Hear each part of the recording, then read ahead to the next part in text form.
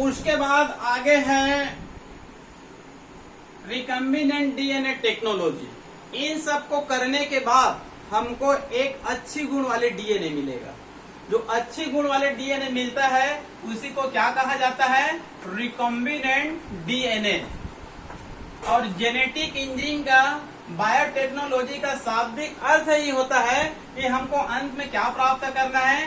Recombinant DNA प्राप्त करना है। मतलब अच्छी गुण वाले डीएनए को क्या करना है? प्राप्त करना है। क्लियर? मतलब ये टेक्नोलॉजी है। इस कार्य को करने के लिए हमको एक टेक्नोलॉजी की आवश्यकता है। मतलब कोई भी कार्य करेंगे तो हमको उसके लिए क्या चाहिए? टेक्नोलॉजी चाहिए। डॉक्टर के पास जाते हैं ना भाई, इलाज करते हैं तो उनके पास कुछ टेक्नोलॉजी होता है कि नहीं होता है? भाई मान लो कहना चाहिए बीपी, ब्लड प्रेशर को चेक करना है तो उनके पास स्फिग्मोमेनोमीटर होता है। मलेरिया कहना चाहिए टेस्ट करना है, टाइफाइड टेस्ट करना है तो उनके पास लैब होता है। हृदय की धड़कन टेस्ट करना है तो ईसीजी होता है। ब्रेन के कार्यों को ज्ञात करना है तो ईईजी होता है। ठीक है। अंदर का कहने चाहिए इलाज करने के लिए एंडोस्कोपी होता है, एक्सरे होता है, सीटी स्कैन होता है, एमआरआई होता है। ये सब तकनीकी है, टेक्नोलॉजी है ये। क्लियर? तो कहना चाहिए इस विधि से, इस टेक्नोलॉजी से जो लास्ट में जो अच्छी गुण वाले डीएनए प्राप्त होगा उसको हम लोग बोलेंगे रिकम्बिनेंट डीएनए। इसका दूसरा नाम होता है काइमेरिक डीएनए। क्लियर? अब उसके बाद है टूल्स, मतलब उपकरण। टूल्स मतलब क्या होता है? उपकरण। इसका अर्थ यह है कि हम ये बोल रहे हैं कि इन सब कार्यों को करने के लिए टेक्नोलॉजी चाहिए, तो वो टेक्नोलॉजी हो गया। लेकिन टेक्नोलॉजी को करने के लिए हमको उपकरण चाहिए। बिना उपकरण का टेक्नोलॉजी कार्य नहीं करेगा। ठीक है जी। तो हमको इस कार्य को करने के लिए क्या चाहिए? उपकरण चाहिए, टूल्स चाहिए। बिना टूल्स का, बिना उपकरण का इस कार्य को हम लोग नहीं कर सकते हैं। तो 3, 4, 5 टूल्स की आवश्यकता पड़ती है, जिसमें से जो 4-5 बहुत महत्वपूर्ण है उस टूल्स का नाम पहले याद कीजिए। क्लियर? पहले टूल्स का नाम है restriction endonuclease enzyme. Restriction endonuclease enzyme, यहाँ पर शॉर्टकट लिख दिया हूँ, रेस्ट्रिक्शन एंडोन्यूक्लियस एंजाइम पहला टूल्स है, पहला उपकरण है। ठीक है। इस कार्य को करने के लिए टेक्नोलॉजी चाहिए। टेक्नोलॉजी का नाम यह है और इस टेक्नोलॉजी को करने के लिए हमको उपकरण चाहिए। तो पहला उपकरण का नाम क्या है? Restriction endonuclease enzyme. क्लियर? दूसरा कहने की उपकरण का नाम है वेक्टर। दूसरा उपकरण का नाम है वेक्टर, मतलब वाहक। ये भी बहुत ही महत्वपूर्ण है, ये भी बहुत महत्वपूर्ण है। और वेक्टर भी क्या है? वाहक। ये भी बहुत महत्वपूर्ण उपकरण है। क्लियर? तीसरा टेक पॉलीमेरेज एंजाइम। तीसरा उपकरण का नाम है टेक पॉलीमेरेज एंजाइम। ये वास्तव में डीएनए पॉलीमेरेज एंजाइम है, जिसका अध्ययन हम लोग 5वें चैप्टर में अध्ययन किए थे। अगला है रिवर्स ट्रांसक्रिप्शन। इसका भी हम लोग आगे अध्ययन कर चुके हैं। ठीक है जी। जब कहना चाहिए प्रोटीन सिंथेसिस का अध्ययन कर रहे थे तो ट्रांसक्रिप्शन, जस्ट उनका उल्टा क्या है? Reverse transcription. उसके बाद 5वें उपकरण का नाम है डीएनए लाइगेज। DNA ligase. ये सब कहने चाहिए क्या है? ये उपकरण है। क्लियर? पहला उपकरण का नाम है रेस्ट्रिक्शन एंडोन्यूक्लियस एंजाइम। दूसरा उपकरण का नाम है वेक्टर। तीसरा उपकरण का नाम है टेक पॉलीमेरेज एंजाइम। चौथे उपकरण का नाम है रिवर्स ट्रांसक्रिप्शन। और 5वें उपकरण का नाम है डीएनए लाइगेज। ये टूल्स है, ये उपकरण है। बिना उपकरण का आप लोग या फिर हम लोग या फिर साइंटिस्ट जेनेटिक इंजीनियरिंग के कार्य को नहीं कर सकते। क्लियर? तो पहला उपकरण देखते हैं रेस्ट्रिक्शन एंडोन्यूक्लियस एंजाइम। इसी से हर साल नीट में या कंपटीशन परीक्षा में क्वेश्चन आता है। वेक्टर और रेस्ट्रिक्शन एंडोन्यूक्लियस एंजाइम से क्वेश्चन आता है। क्लियर? तो पहला अध्ययन करते हैं रेस्ट्रिक्शन एंडोन्यूक्लियस एंजाइम। ये पहला टूल्स है। रेस्ट्रिक्शन एंडोन्यूक्लियस एंजाइम एक उपकरण है, एक टूल्स है जो क्या कार्य कर सकता है? छोटे डीएनए को काट सकता है। मतलब डीएनए भी छोटे भी होते हैं, बड़े भी होते हैं और बड़े भी होते हैं। छोटे डीएनए किसको बोलेंगे? जिसमें क्षारक युग्म की संख्या कम होती है।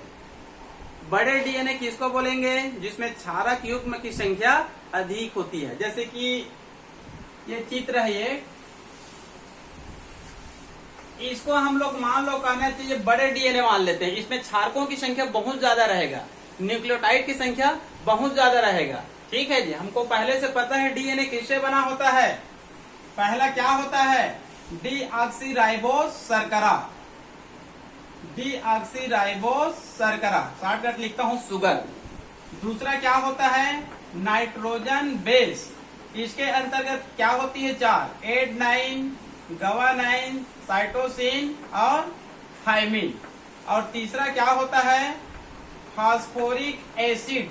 ये 3 पदार्थों से डीएनए मिलकर बना होता है। तो क्षारक युग्म किसको बोलते हैं? नाइट्रोजन बेस को। तो इसमें कहना चाहिए A T G C C G T A, मतलब ये क्षारक युग्म है, बेस पैर है। यदि कहना चाहिए कोई डीएनए है जिसमें इनकी संख्या क्या है? बहुत ज्यादा है। ठीक है, ये तीनों मिलकर ही क्या बनाती है? न्यूक्लियोटाइड बनाती है। तो मान लो कोई डीएनए जो कम न्यूक्लियोटाइड से बने हुए हैं, मतलब छोटे डीएनए हैं, उस छोटे डीएनए को ये क्या कार्य कर सकता है? काट सकता है।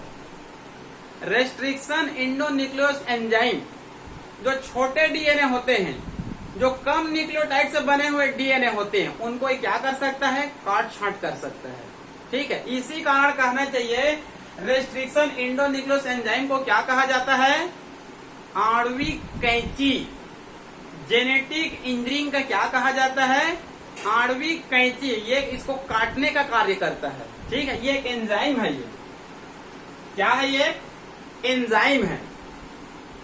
ठीक है जी, ये ऐसे कैंची नहीं है, ये बायोलॉजिकल कैंची है। ठीक है, मतलब ये एक आणविक कैंची है, मतलब छोटे डीएनए अणु को काटने में क्या है? ये सक्षम है।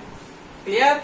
इसका उदाहरण दिया रहता है अधिकांश पुस्तकों में 2।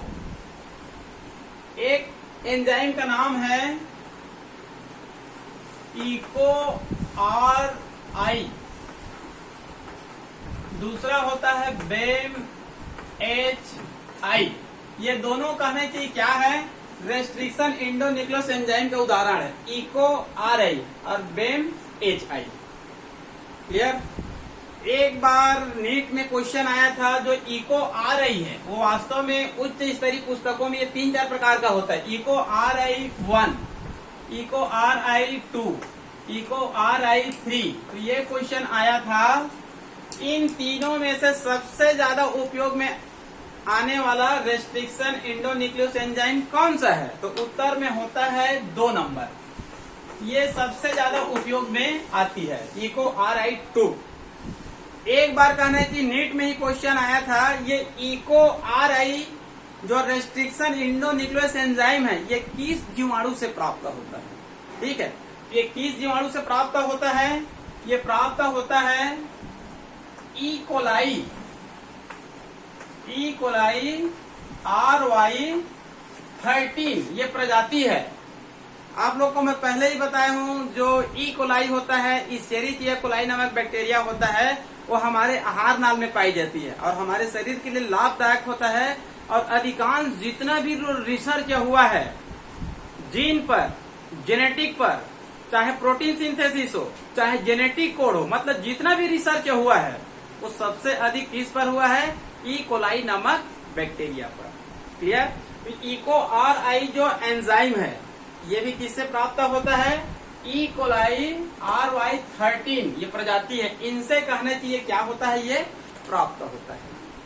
क्लियर? ठीक है। एक बार एक और क्वेश्चन आया था यहीं से नीट में, यहां पर मैं लिख दिया हूं रेस्ट्रिक्शन एंडोन्यूक्लियोस एंजाइम। तो उसमें क्या था? रेस्ट्रिक्शन एक्सोन्यूक्लियस एंजाइम, इसमें इंडो है। रेस्ट्रिक्शन एंडोन्यूक्लियस एंजाइम क्वेश्चन क्या था, रेस्ट्रिक्शन एक्सोन्यूक्लियस एंजाइम, इसका कार्य पूछ दिया गया था। ये कार्य आपके पुस्तक में नहीं मिलेगा, ठीक है। तो इसका कार्य दिया था डीएनए के सिरों से, ये डीएनए है, ये सिरा है, ये भी सिरा है और ये भी इसका सिरा है, 5.3 इंच, क्लियर। तो इसका उत्तर था नीट में, डीएनए के सिरों से न्यूक्लियोटाइड को हटाना। ये न्यूक्लियोटाइड जब तीनों मिलती है तब इसको क्या बोलते हैं, न्यूक्लियोटाइड कहते हैं। ये तो कहने की डायरेक्ट है, इसको काटने का कार्य करता है, कैंची का कार्य करता है, लेकिन उससे पहले रेस्ट्रिक्शन एक्सोन्यूक्लियस एंजाइम डीएनए के सिरे से न्यूक्लियोटाइड को क्या करता है, हटाने का कार्य करता है। यहाँ पर भी न्यूक्लियोटाइड रहेगा, यहाँ पर भी न्यूक्लियोटाइड रहेगा, क्योंकि इन तीनों से ही मिलकर बनता है। तो ये कहने की ये न्यूक्लियोटाइड को इनको सिरों से क्या करता है, हटाने का कार्य करता है, क्लियर। उसके बाद एक और शब्द यहीं पर होता है, पेलिंड्रोम डीएनए किसे कहा जाता है,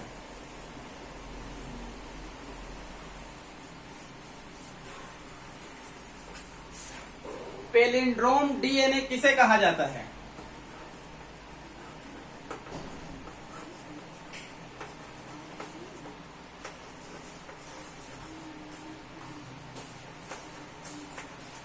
पेलिंड्रोम डीएनए किसे कहा जाता है, ठीक है। तो मैं एक उदाहरण देता हूं आप लोग को, पहले सिंपल उदाहरण फिर बताता हूं। मान लो मैं आप लोगों को एक शब्द बताता हूं, उस शब्द को आप चाहे इधर से पढ़िए चाहे इधर से पढ़िए, आगे से पढ़ने शुरू करिए या फिर पीछे से, यदि उनका उच्चारण एक ही समान होता है। जैसे एक उदाहरण है, MADM, इसको हम लोग जैसे कि क्या पढ़ेंगे, मैडम पढ़ेंगे। चाहे आप इधर से पढ़िए मैडम कहेंगे, चाहे आप इसको इधर से पढ़िए क्या कहेंगे, मैडम ही कहेंगे, ठीक है।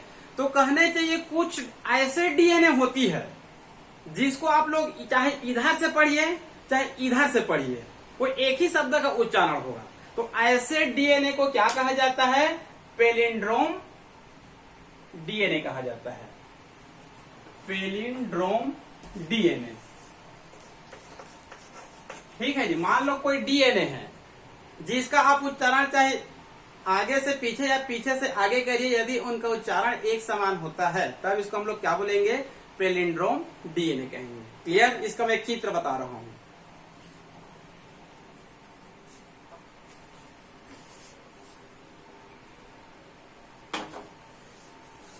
ठीक है जी। देखिए ये क्या है, ये पेलिंड्रोम डीएनए है, ठीक है। यहां पर लिख दिया हूं, पहला टूल्स है restriction endonuclease enzyme, restriction endonuclease enzyme,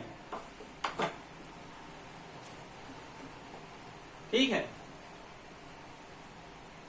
cut रहा है क्या, इसके कारण ये कहना चाहिए टूल्स है। पहला टूल्स क्या अध्ययन कर रहे थे, रेस्ट्रिक्शन एंडोन्यूक्लियस एंजाइम। तो पेलिंड्रोम डीएनए बता रहा था, पेलिंड्रोम डीएनए। तो इसको देखिए, ये कहने की एक डीएनए है, ये क्या है, एक डीएनए है।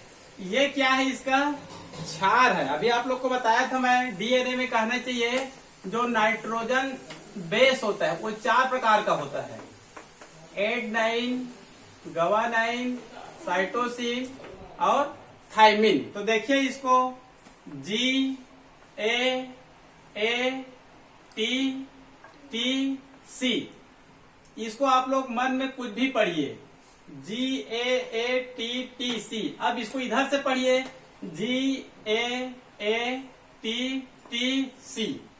दोनों क्या है, एक समान है। चाहे इस तरफ से GAATC पढ़िए या फिर इस तरफ से GAATC पढ़िए। तो ये किसका उदाहरण है, ये पेलिंड्रोम डीएनए का है। अभी कहना चाहिए 3-4 रोज पहले नीट का परीक्षा हुआ है, नीट का परीक्षा में यहीं से क्वेश्चन आया था, नीट के क्वेश्चन में यही आया था। उसमें कहना चाहिए जो रेस्ट्रिक्शन एंडोन्यूक्लियस एंजाइम होता है या जो पेलिंड्रोम डीएनए होता है, उसमें क्षारकों का क्रम क्या होता है। पैलिंड्रोम डीएनए में या रेस्ट्रिक्शन एंडोन्यूक्लियस एंजाइम जो छोटे डीएनए को काटता है उसमें क्षारकों का क्रम क्या होता है, उसके क्षारकों का क्रम को आप लोग याद रख लेंगे। इसको कई बार सेट में पूछा जाता है, रेगुलर व्याख्याता के भर्ती में भी पूछा जाता है और नीट में भी पूछा जाता है। ठीक है, इस क्रम को आप लोग याद रख लेंगे। यही कहना चाहिए क्या है, पैलिंड्रोम डीएनए है। क्लियर। रेस्ट्रिक्शन एंडोन्यूक्लियस एंजाइम, इसका कार्य क्या होता है, आणविक कैंची के रूप में कार्य करता है, काटने का कार्य करता है। तो देखिए यहां पर एक मैं चित्र बना दिया हूं। ठीक है जी, इस चित्र को ध्यान से देखिए। ये डीएनए है, ये क्या है, ये डीएनए है ये। ठीक है,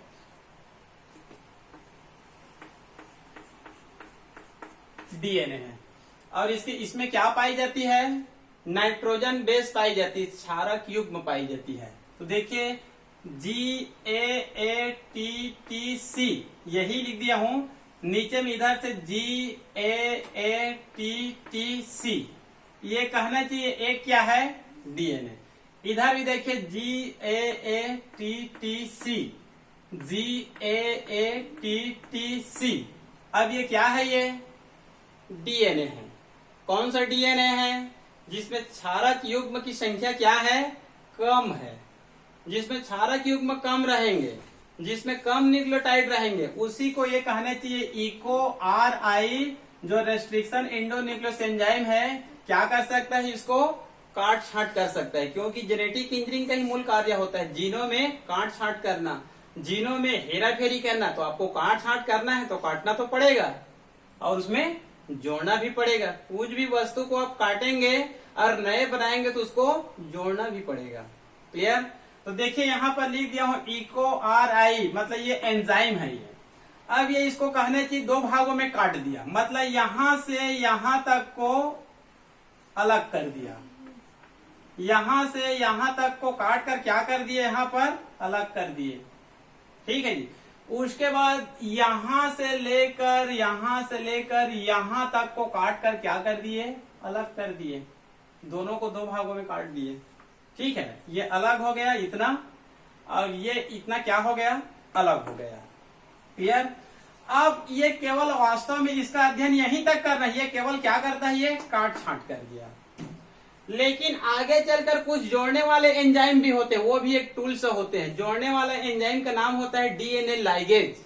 ये तो केवल काटने वाले हैं, ये क्या है, केवल काटने वाले एंजाइम है। एक होता है जोड़ने वाले, जिसको सीलिंग एंजाइम कहा जाता है, उसको कहा जाता है डीएनए लाइगेज, डीएनए लाइगेज या लाइगेजेज। और जो डीएनए लाइगेज नामक एंजाइम होता है, इन दोनों को क्या कर देता है, जोड़ देता है। देखिए यहाँ पर दोनों अलग अलग है और ये दोनों आपस में यहाँ पर क्या हो गए, जोड़ गए। तो जोड़ने वाले एंजाइम को क्या बोलेंगे, डीएनए लाइगेज। और यहाँ पर इसको जोड़ दिए और कुल मिलाकर हमको क्या मिल गया, एक, इसी को क्या बोलेंगे, रिकम्बिनेंट डीएनए बोलेंगे। इसी को क्या बोलेंगे हम लोग, रिकम्बिनेंट डीएनए। ये हो गया आप लोगों का रेस्ट्रिक्शन एंडोन्यूक्लियस एंजाइम, जो क्या कार्य करता है, मुख्य रूप से कैंची के रूप में कार्य करता है, मतलब डीएनए के छोटे अणुओं को काटने का कार्य करता है। क्लियर। उसके बाद कहने चाहिए दूसरा टूल्स का नाम है वेक्टर। वेक्टर मतलब होता है वाहक। वाहक भी बहुत महत्वपूर्ण टूल्स है। वाहक मतलब होता है वहन करने वाला, एक स्थान से दूसरे स्थान पर ले जाने वाला। जैसे कि मलेरिया, मलेरिया एक रोग है। मलेरिया किनसे होता है, प्लाज्मोडियम से। लेकिन उसको फैलाने का कार्य कौन करता है, वहन का कार्य कौन करता है, मादा एनाफिलिस। तो उसी प्रकार से कहना चाहिए बायोटेक्नोलॉजी को करने के लिए हमको क्या चाहिए, वेक्टर। ठीक है जी। मतलब ये क्रिया डायरेक्ट नहीं होती है, इसके लिए हमको एक वेक्टर चाहिए, वाहक चाहिए। इस टेक्नोलॉजी में मैं बताया था, टेक्नोलॉजी को करने के लिए क्या चाहिए हमको, एक डोनर डीएनए चाहिए। मतलब कोई जीव है, मान लो जिस जो दान करता है डीएनए, उसको क्या बोलेंगे, डोनर डीएनए। मान लो कहने चाहिए कोई रिसिप्ट करता है, मान लो कहने चाहिए कोई जीव है जो क्या करता है, रिसिप्ट, उसको हम लोग बोलेंगे रिसिप्ट डीएनए। तो इस डीएनए को डायरेक्ट हम लोग इनके शरीर में प्रविष्ट नहीं करा सकते, उनका शरीर इनको क्या मान लेगा, एंटीजीन, और इसके खिलाफ एंटीबॉडी का निर्माण करेगा। तो इसको हम लोग पहले किसमें प्रविष्ट कराते हैं, एक वेक्टर में प्रविष्ट कराते हैं। ये वेक्टर में प्रविष्ट कराते हैं, तब ये वेक्टर इसको आसानी से क्या कर लेता है, ग्रहण कर लेता है, एक्सेप्ट कर लेता है। उसके बाद कहने की जब इसको इनके शरीर में एंट्री कराएंगे, तब इनका भी शरीर इसको क्या कर लेगा, एक्सेप्ट कर लेगा, और उसको एंटीजीन नहीं मानेगा। तो वेक्टर चाहिए, ठीक है। एक आदर्श वेक्टर में 4 या 5 लक्षण बताए जाते हैं। यदि वो 4 या 5 लक्षण पाए जाते हैं, तब उस वेक्टर को क्या बोलेंगे हम लोग, एक आदर्श वेक्टर कहेंगे। क्लियर? 4 लक्षण बता रहा हूं मैं, इसको याद रख लेंगे। एक आदर्श वेक्टर में क्या क्या गुण होना चाहिए। पहला गुण याद रख लेंगे, इसमें सेल्फ रेप्लिकेशन की क्षमता होना चाहिए। इस वेक्टर में क्या होना चाहिए, सेल्फ रेप्लिकेशन की क्षमता होना चाहिए। सेल्फ रेप्लिकेशन मतलब स्वतः द्विगुणन की क्षमता होना चाहिए। मतलब एक द्विगुणन हम लोग डीएनए में विस्तृत रूप से अध्ययन कर चुके हैं। रेप्लिकेशन या डुप्लीकेशन मतलब 1 से 2 बनना, ठीक है। तो इस आदर्श वेक्टर का पहला गुण क्या होना चाहिए, सेल्फ रेप्लिकेशन, स्वतः द्विगुणन की क्षमता होना चाहिए। क्लियर? दूसरा, इसका कहना चाहिए जो अणुभार होता है, इसका जो अणुभार होता है वो क्या होना चाहिए, कम होना चाहिए, ज्यादा नहीं होना चाहिए। यदि इसका अणुभार कम रहेगा तो ज्यादा अणुभार वाले जीन को क्या कर सकता है, ये ग्रहण कर सकता है। मतलब ज्यादा अणुभार वाले जीन या डीएनए को क्या कर सकता है, ग्रहण कर सकता है। तीसरा, इनका कहना चाहिए डिग्रेडेशन नहीं होना चाहिए। मतलब डिग्रेडेशन मतलब विघटन नहीं होना चाहिए, मतलब आसानी से नष्ट नहीं होना चाहिए।